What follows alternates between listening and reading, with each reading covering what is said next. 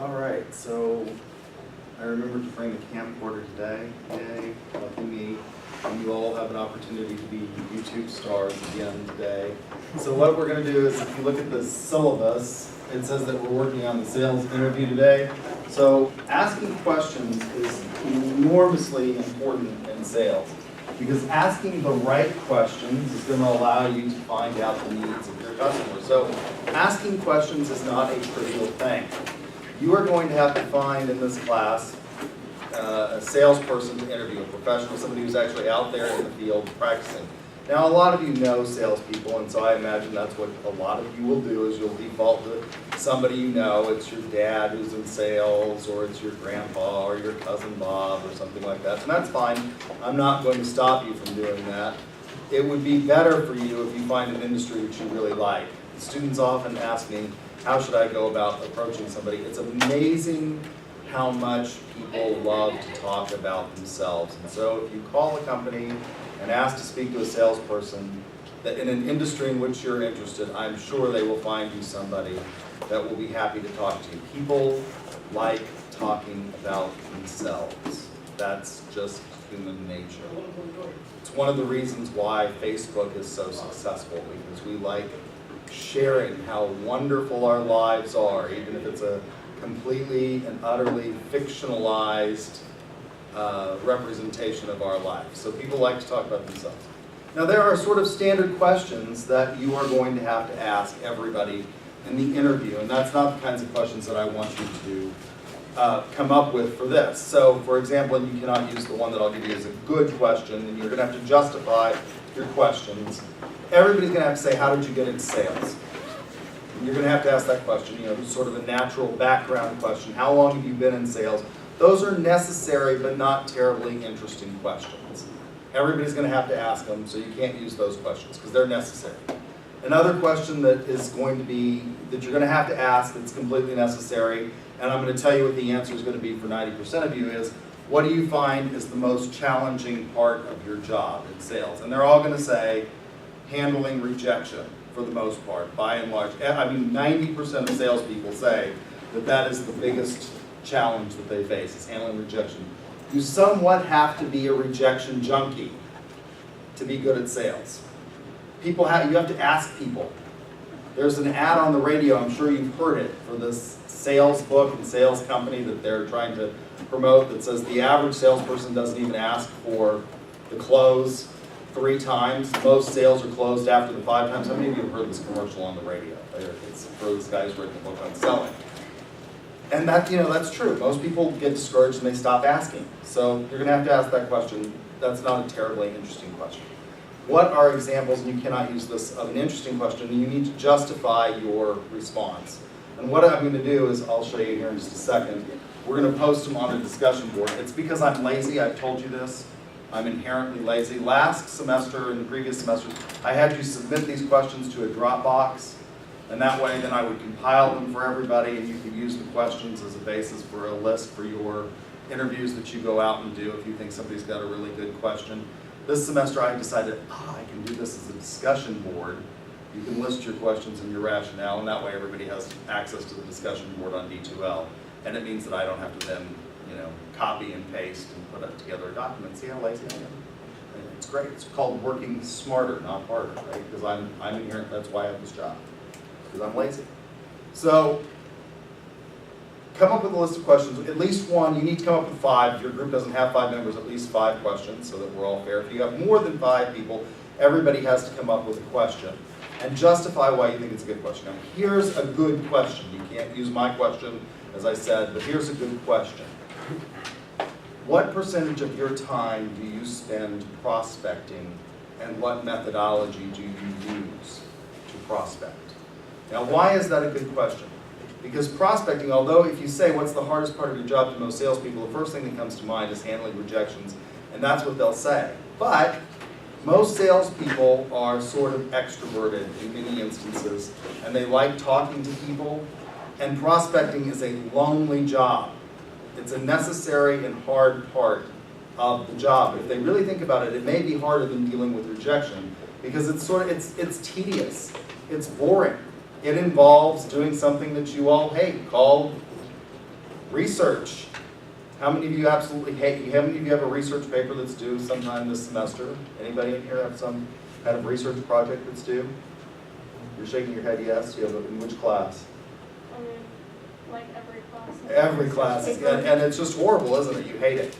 You hate looking, I mean, even though it's really, really easy compared to when I was in the dark ages, when I actually had to go to the library. How many of you have actually been to our library? What the hell would you go there?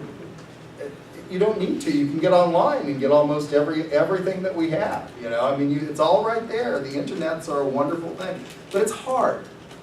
So how much time do you spend prospecting, and what's your methodology for going about that? That's going to be largely, and we'll talk about this more, largely industry specific, the way you find out information in a given industry. Now there's lots of publicly available information that you can find anymore just by Googling stuff, but if you really want to drill down and be sure that you're talking to the right people and that you're getting a decision maker, that's going to be a tedious process, and it's something that most salespeople actually don't like doing.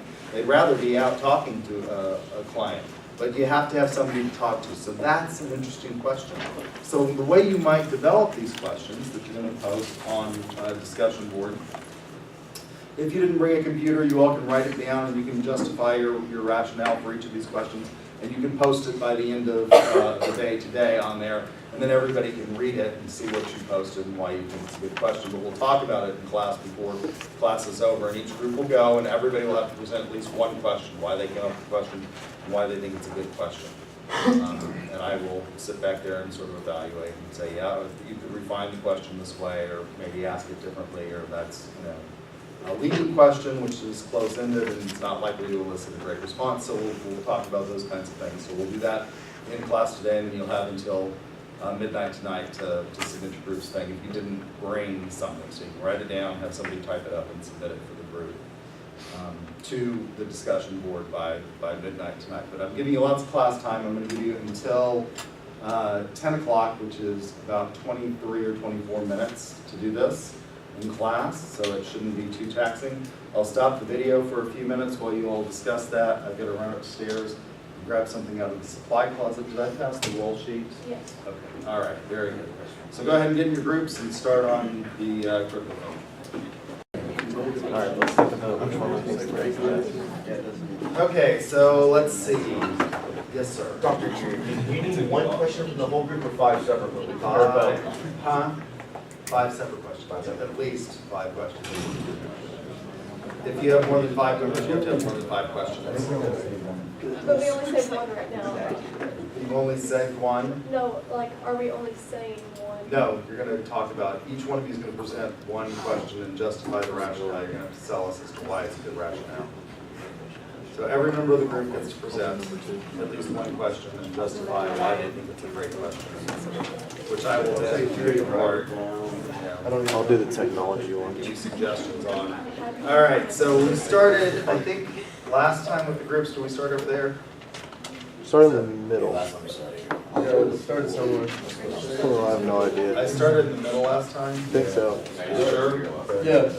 Okay, so what we'll do is we'll start here on this row, and then the middle row, and then that row, in order to try and make it somewhat fair and balanced, just like Fox News.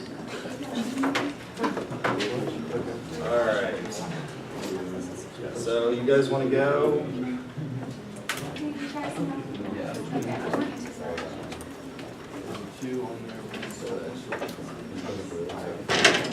I'll tell you what, I'm going to blank the screen so that you're not staring into the bright light.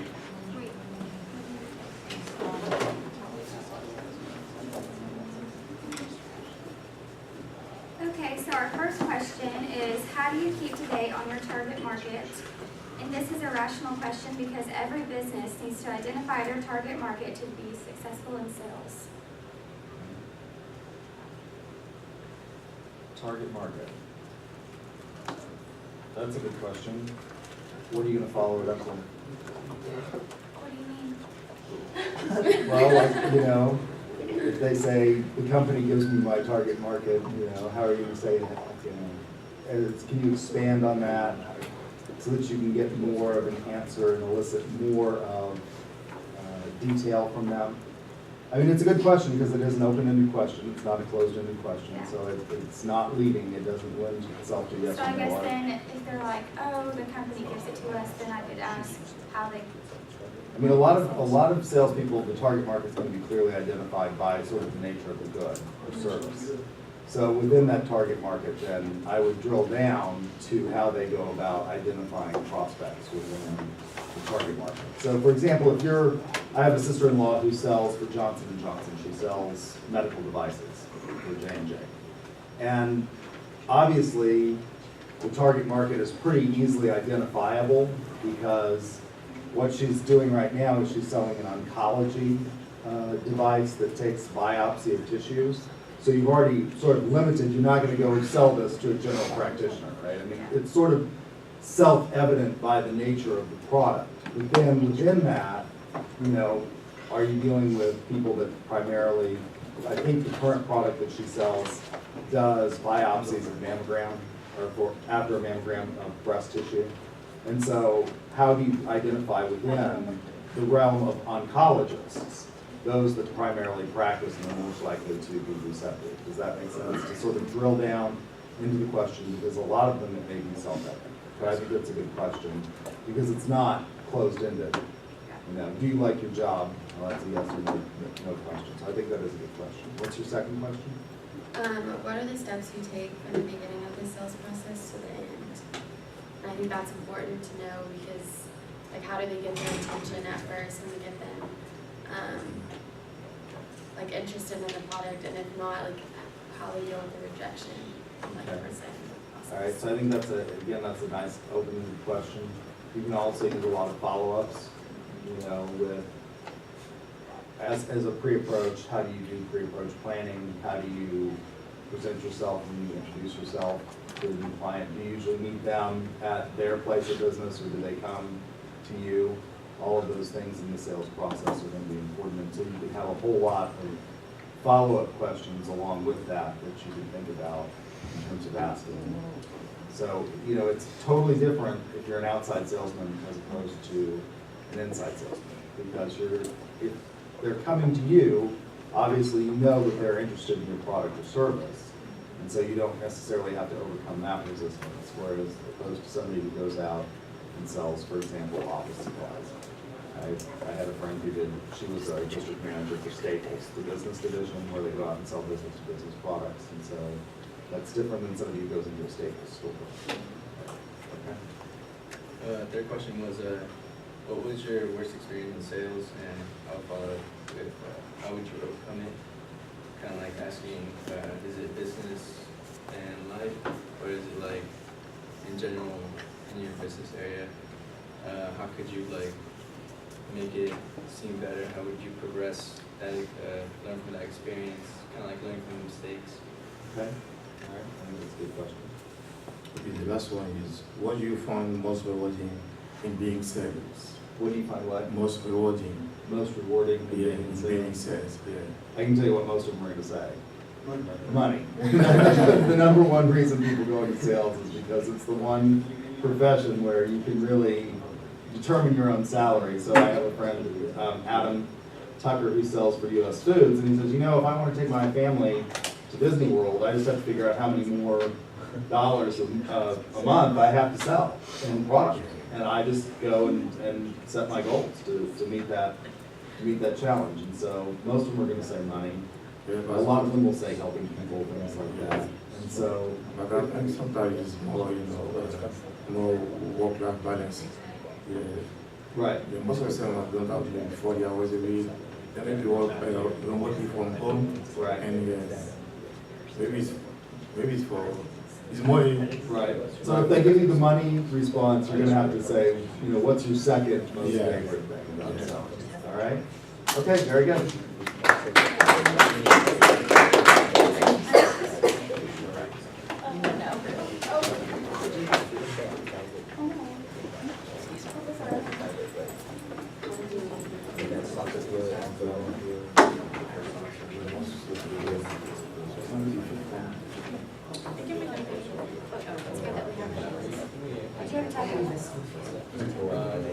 All right, so I forgot to ask the other group what their team name was again. What's your team name? Jam. Jam, okay. And for the first one, I would ask would be, what are your key steps to building customer relationship? And like, what are like, after the steps, what are the, some advice that I can keep to make sure the customer relationship would last pretty much? Okay, I think that's a really good question, because it focuses on something called customer lifetime value. And the idea behind CLV is that it's easier to keep a customer in most instances than it is to go prospect for new customers. And so focusing on that relationship is going to be absolutely critical. And in the past, sales was mostly about, make the sale and get on to the next one. And so we've recognized that these are long-term relationships, particularly in business-to-business sales. So I think that's a really good question.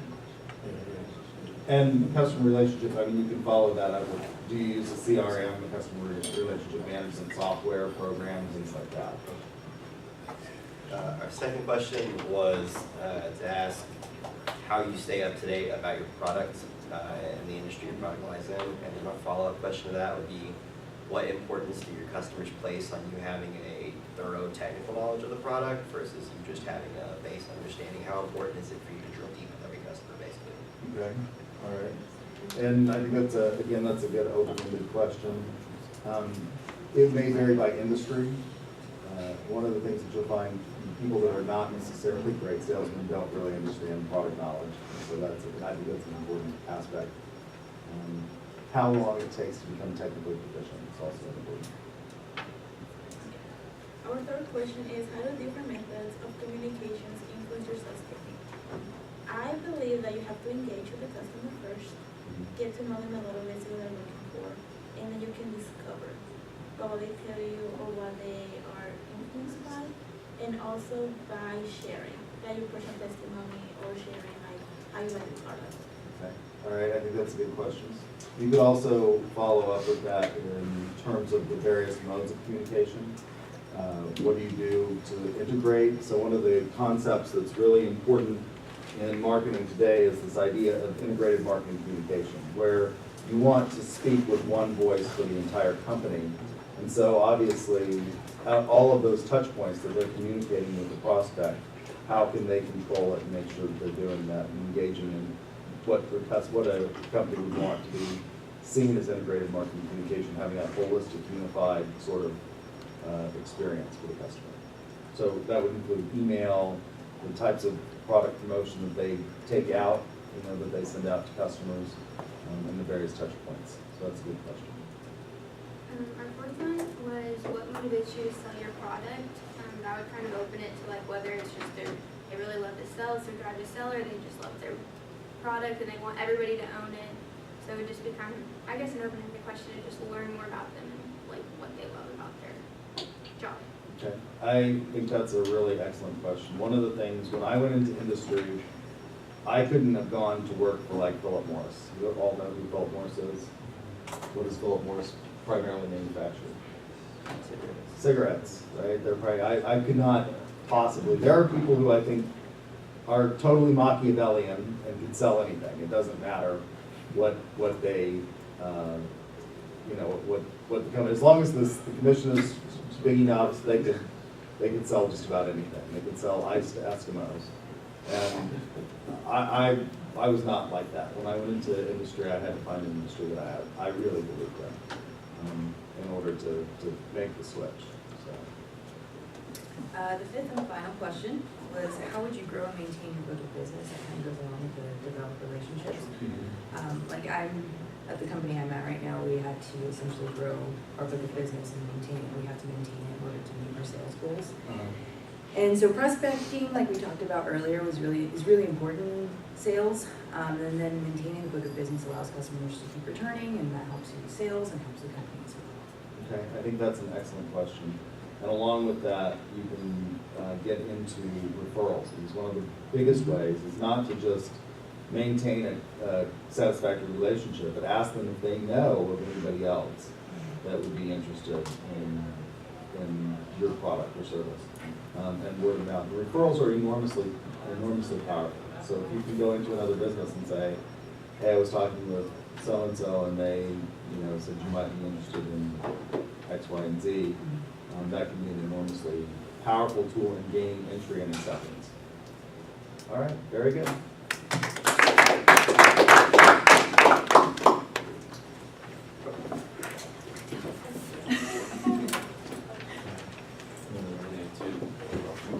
You only have 2 of your 4 people.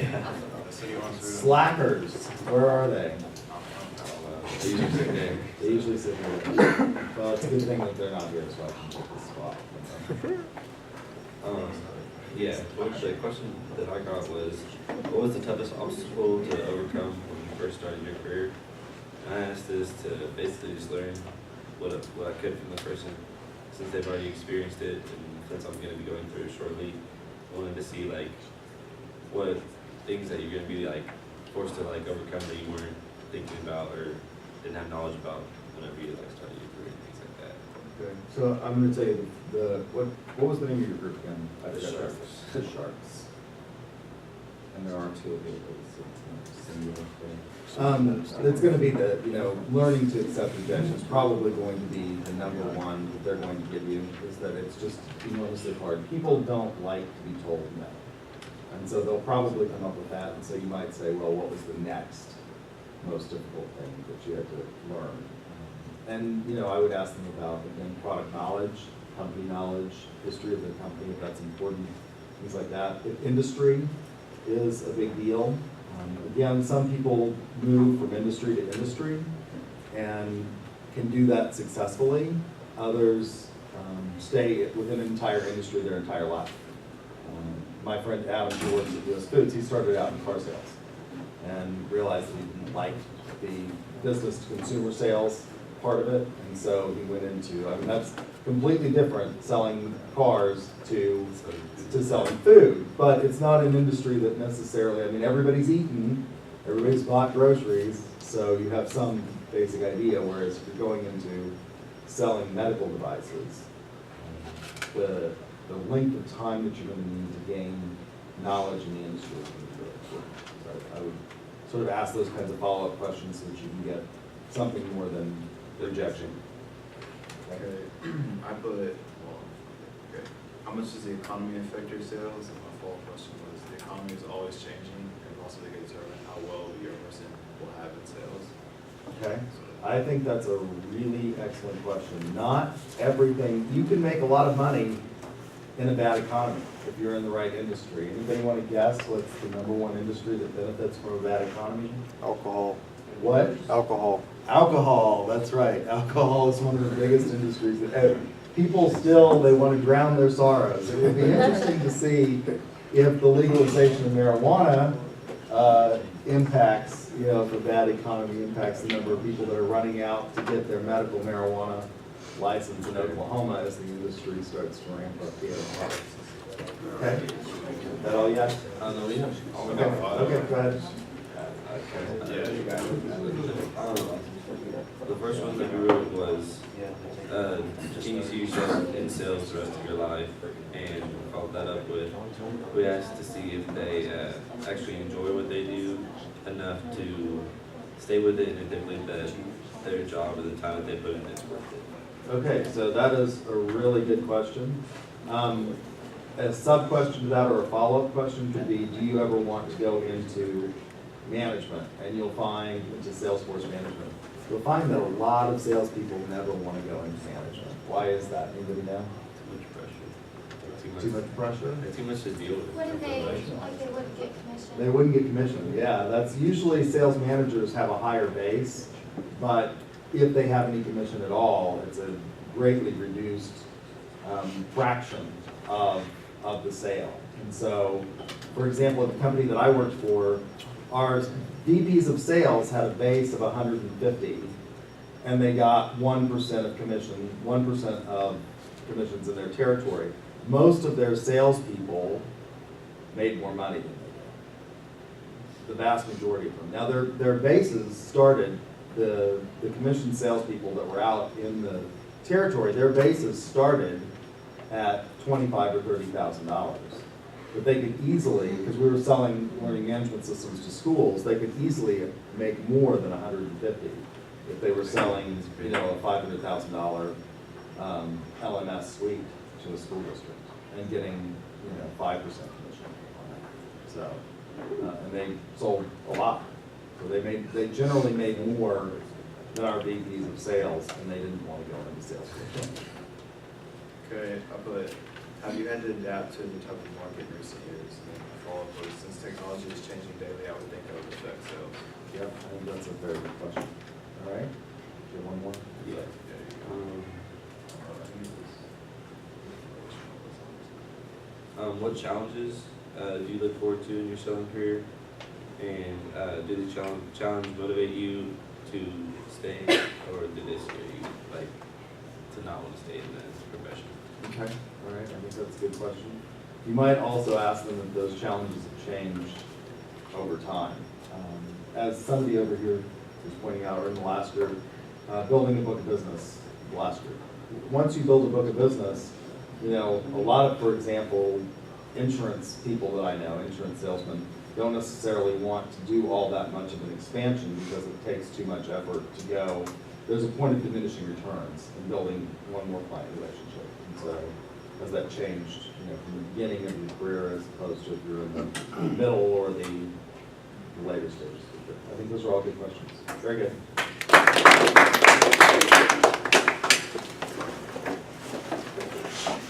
What was the first group?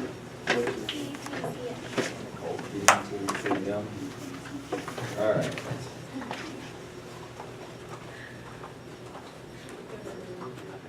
You have a new person, so I'll have to add that. Remind me at the end of class to do that. What's the team name? Logical team players. Logical. All right, good. The first question is, in what ways have you been able to improve your sales skills from your previous failures and successes? And that's just to say, you know, what worked for you and what didn't work for you during your time. All right, I think that's a really good question. You might ask them if they've ever read a sales book. Because a lot of them haven't. A lot of people, you know, I mean, this idea of having courses in professional sales is a relatively modern thing. There are not a lot of sales programs out there, and so a lot of people just learned on the job, and you might ask them if they've actually ever read a sales book. And which one? Next question was, does social media play a role in your sales? You know, you see ads on Facebook and Instagram and everything now, so a lot of people are just buying online rather than going to a place of business to make purchases. So in that way, has that affected the way that you sell or how much you sell? Okay. Is that going to be more dependent on, you think it's going to be more applicable to a business to consumer or business to business sales? And probably business to consumer, although there are obviously like lots of professional social networking things like LinkedIn. So that it may still be applicable. But it would be more, I think so, than in the business to consumer context. The third question was, do you feel that you learn or that you lean towards a certain type of client and or customer when selling? So are you more favorable to, if it's like business to business, do you favor one business over another?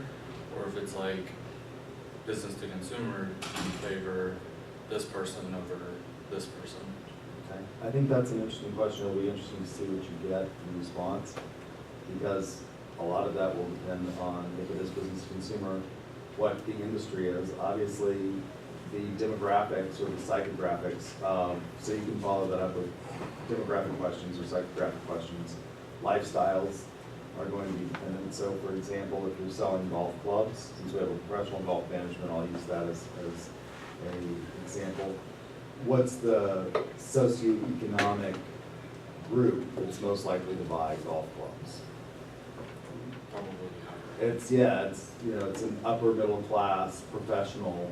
That's not to say there aren't people that are outside that, but what's more common is that you're going to be selling, particularly if you're selling high-end golf clubs, you know, the socioeconomic status, the sort of professionalization of the field.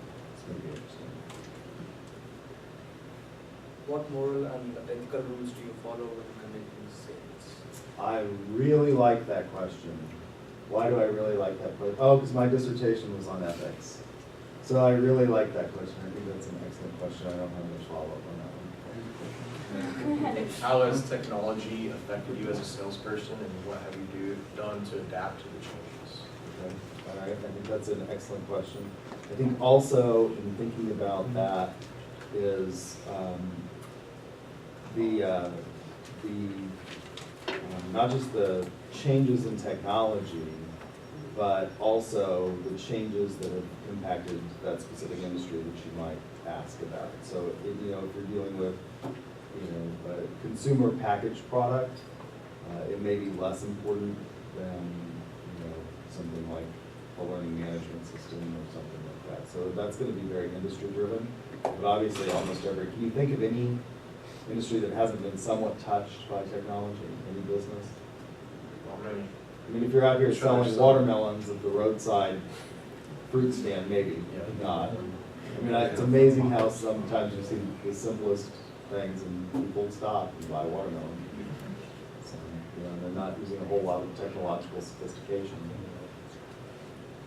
Good questions? All right, very good.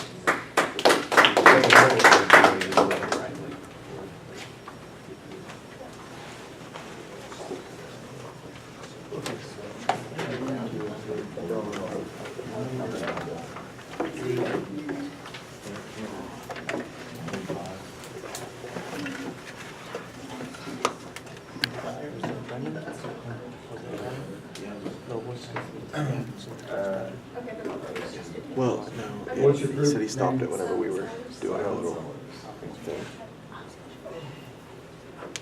Okay, so my question is, how do you decide the best approach for a potential client or customer?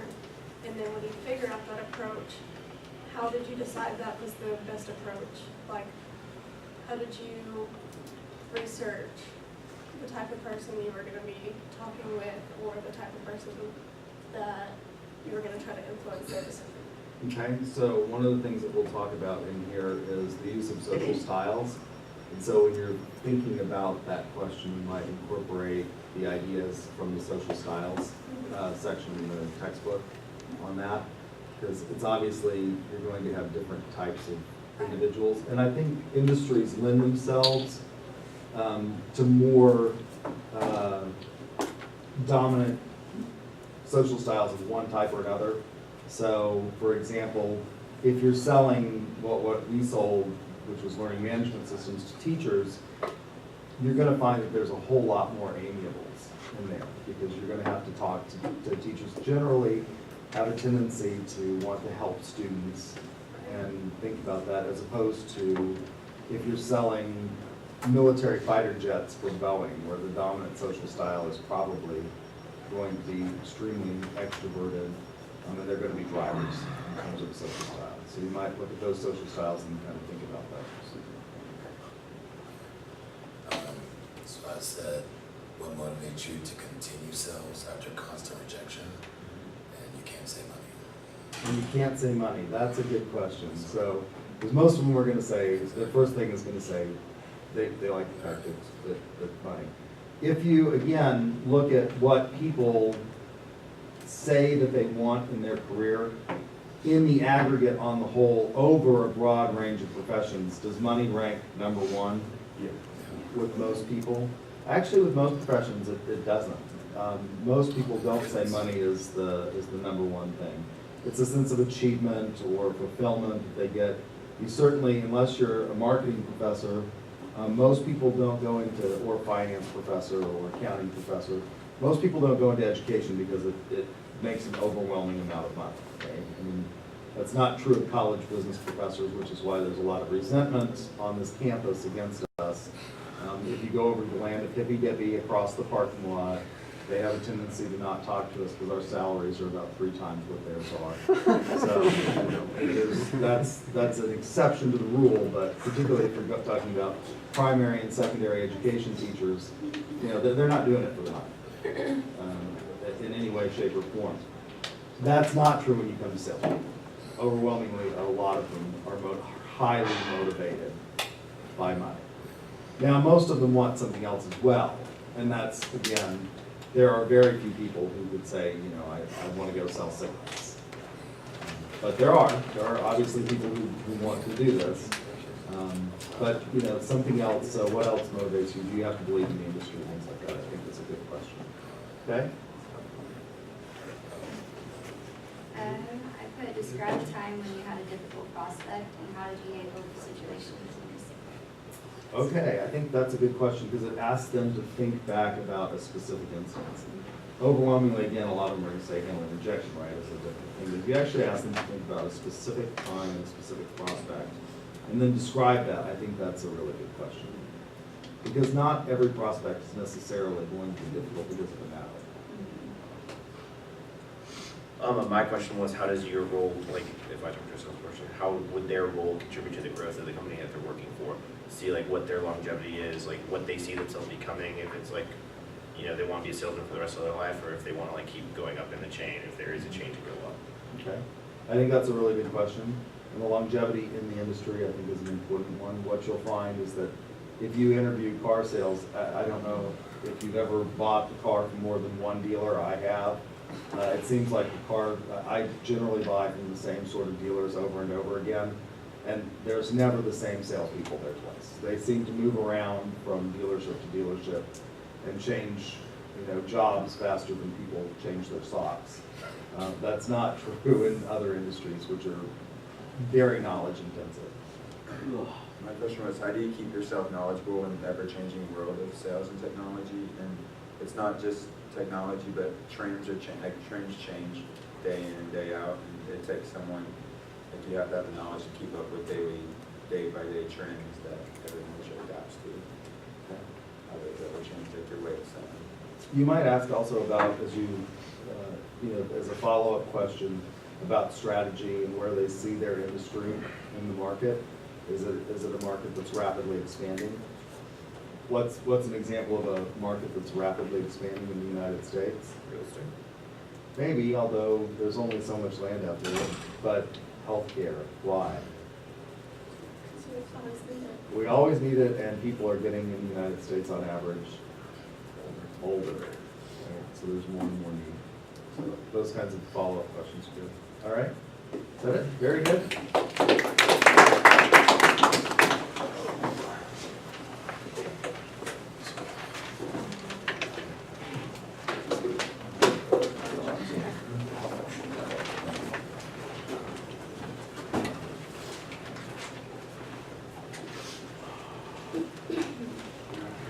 Yeah, I can start off. So I said, what are some challenges you face while striving to meet your financial goals, and how do you overcome these challenges? And I think it's important to identify these challenges and continue to overcome and grow from them. Okay, that's a good question. And it's going to vary from like what you do. Right, and I think, what was the team name again? Some pitch. SOP. SOP. Got it. I think you can work prospecting into that, obviously, because that's going to be an important part of meeting those goals, is being able to continue to expand business relationships. So I think that's one that you can talk about, prospecting, and follow up with that kind of question. So I think that's a good question. All right? Our second question is, when you stop pursuing a client, and we said it is important to not be known as an overly aggressive salesperson so that you do not gain a bad reputation for other future sales. Okay, so that is really an excellent question. When do you stop? When do you cut bait and run? And that is going to be very difficult, because at some point in time, you can't get every client, right? Not every sale can be made. So when is it? Is it after the 8th time that you cut bait and run? That, you know, that's going to be a really interesting question to see what they say. If they say 2 or 3 times, you might ask them how they've been in sales, because you do have to be somewhat persistent. Again, using my friend Adam at US Foods as an example, he had one restaurant. So Cisco is one of their biggest competitors in the market, and he had a restaurant in his territory that the rep prior to him just had decided he was sort of on the downhill slope of his career trajectory, and he had decided he was making he had sort of his restaurants that he took care of, and he didn't want to really grow, but he was not interested in pursuing the business. And so it had left this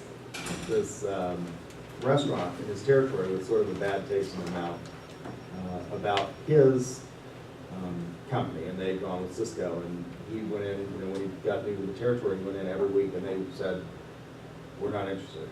And every week he would go by as he was going through the territory and say, if they're ever not able to fulfill an order. And it was something like 15 to 20 times after that they called in and they did not have what they needed for a catering job, and they called him, they picked up the phone, and he was able to get the business that way. So I mean, it is, you're right, there's a point at which you don't want to be overly aggressive, but persistence does pay off.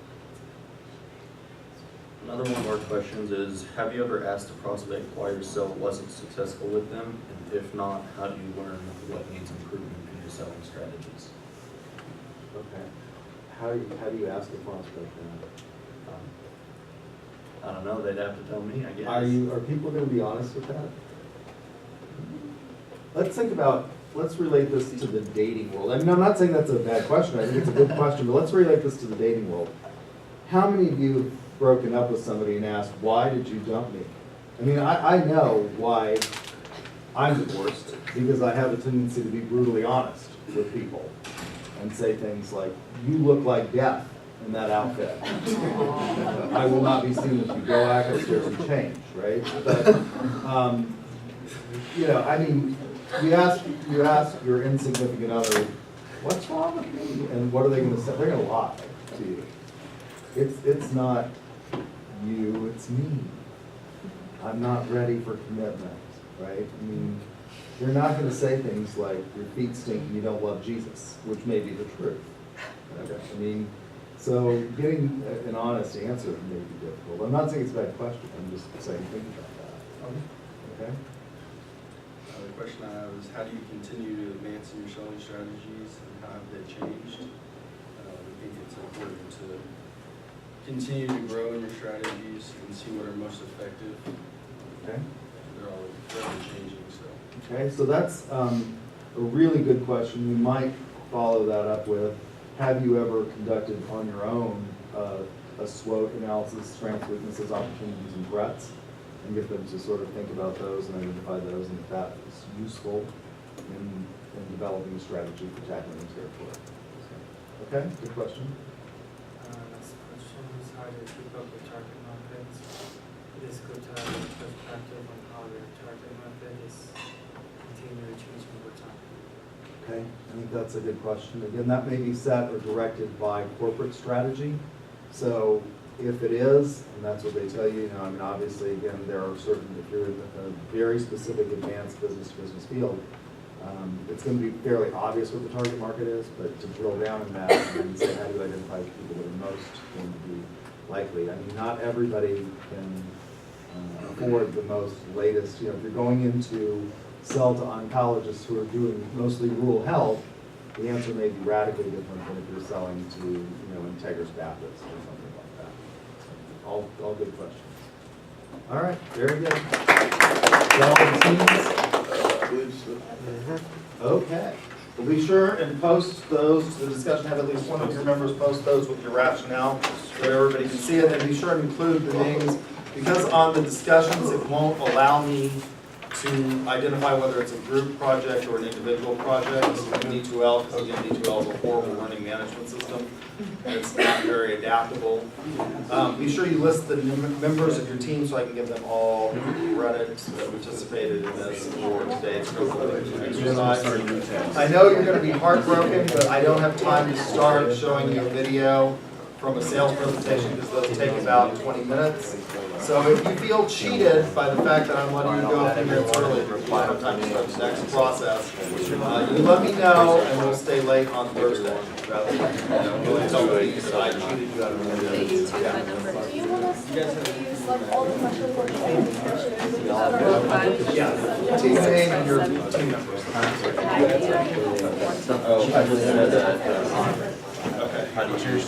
Okay. And I needed to add some